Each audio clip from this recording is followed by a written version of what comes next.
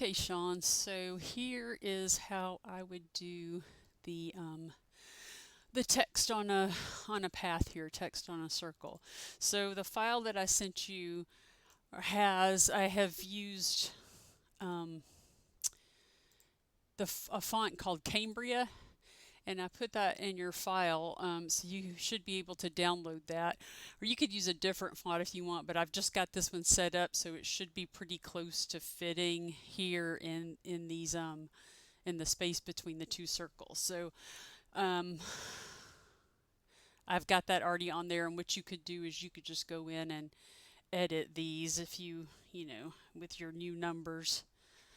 39.5 or whatever. I'm just making up numbers. So you could just edit these and use them, or you could use a different font.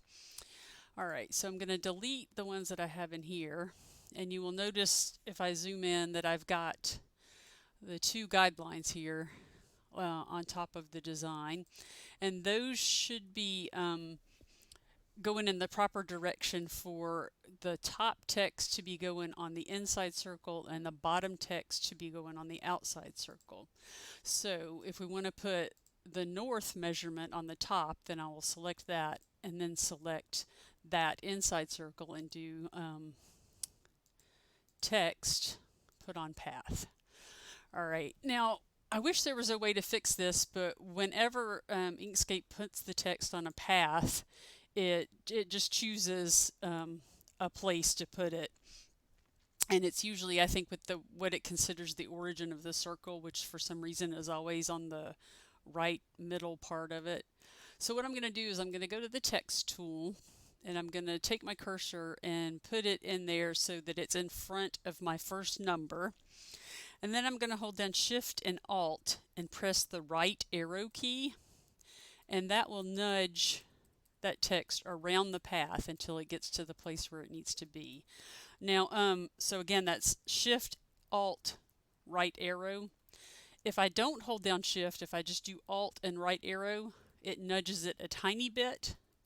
But since I'm going a long way, I'm going to do Shift, and that nudges it a larger amount. So I'm just continuing to press the right arrow until I get it about where I want it.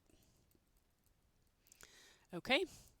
Now, whenever you put text on an inside path like that, it kind of spreads it out a little. So the first thing I want to do this text, I'm still on the text tool, my cursor's still flashing right there, and I'm going to do Control A, and that should select all of that text. And then I'm going to go to this first text tool here, which is spacing between letters, and I'm going to reduce that. I'm going to try like -3. And you can see that squishes it up a little, makes it look a little nicer. So now I'll put my cursor again here and do Shift, Alt, and the arrow key, and now just Alt and the arrow key to kind of nudge it. If I've nudged it too far that way, I use the left arrow to pull it backwards. And you can see I've got a little guide here that I pulled out from the ruler to sort of help me visualize when I get that centered. So I'll want like the first number overlapping that about the same as the last number. All right, so now what we have to do, because you see that it's only it's put it directly on that line there, and so if I welded this together, it would be stuck down to that line, and you wouldn't be able to see the bottom of the numbers, and it wouldn't be stuck to this outside circle. So what I'm going to do, again on the text tool, I do Control A to select all of that text, and then I'm going to go up here and change this number here, which is vertical kerning. So what that's going to do is that's going to move it up from the baseline. And it's kind of counterintuitive, but to move it up, I want to put in a negative number. So I'm going to try -1 to start with. And then I will click on the selection tool so I can see it a little better and zoom in. And I will look and see if it looks like everything is overlapping. The N right here is a little bit off of the baseline. So I go back to the text tool, click inside here and do Control A again, and I'm just going to reduce that number a little to move it down. And I think what I'm going to do, because it looks like it's not quite big enough. Like I can't get the N to be in there at the top and the bottom, so I'm going to go up to the font size here, and it's set at 29 points. I'm just going to change that to 29.2, and now it's overlapping. And if I just stick the cursor here and do Alt and the left arrow, I can nudge it to get it centered. Okay, so now I'm going to go back to the selection tool and zoom out, and I'm going to do the same thing for the bottom text. So again, you can go through and you can edit the numbers to what you want. Okay, and that is also set, the font is Cambria Bold.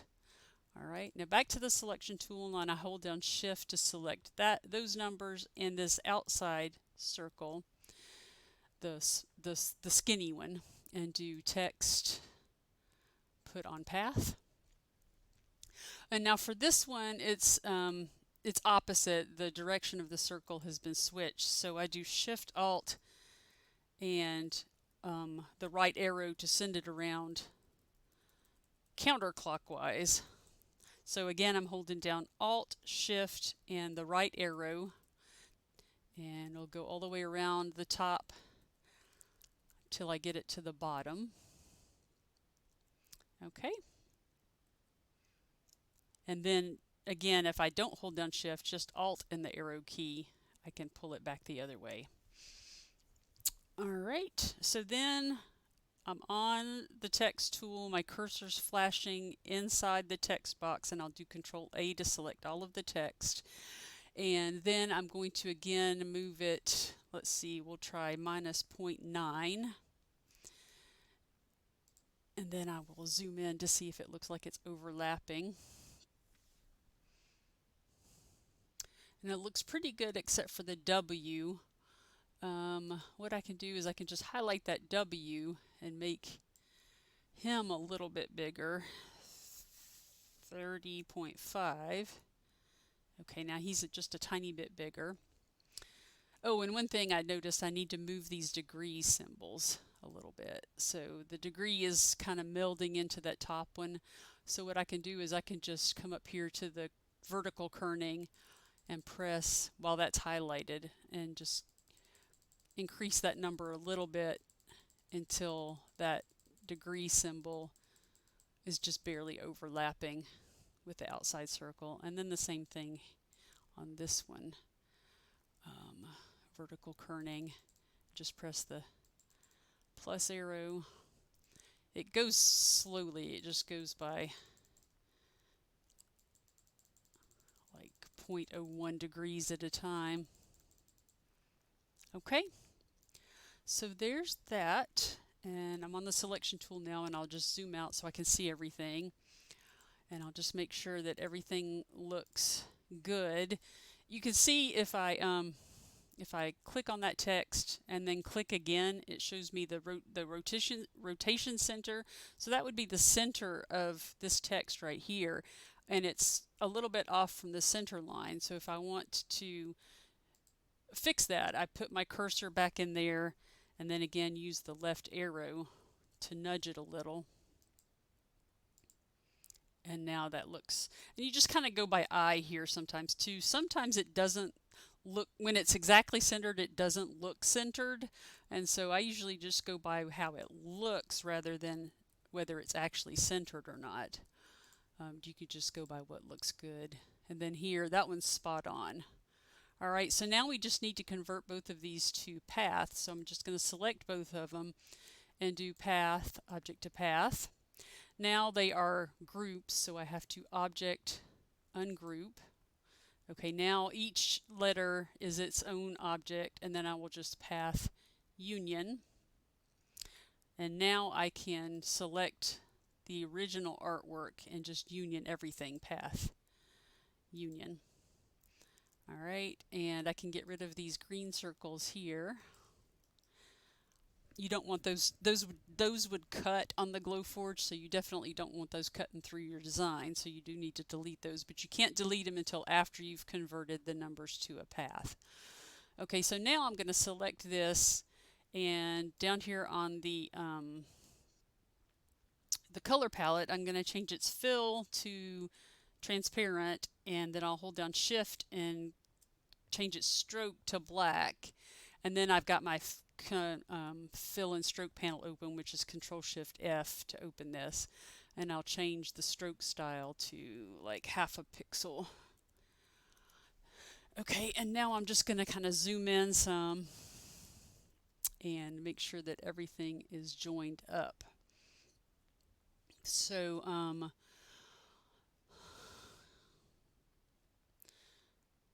everything's joined up. There's a little cut here with the fives. You could easily go in and edit that out. If I zoom in, then double click to show the nodes, then I can just click and drag to select those two and delete them.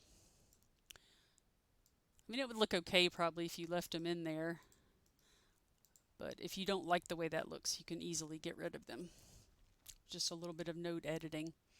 Okay, so there's that, and you should be able to just import that into the Glowforge, and it should cut out just fine.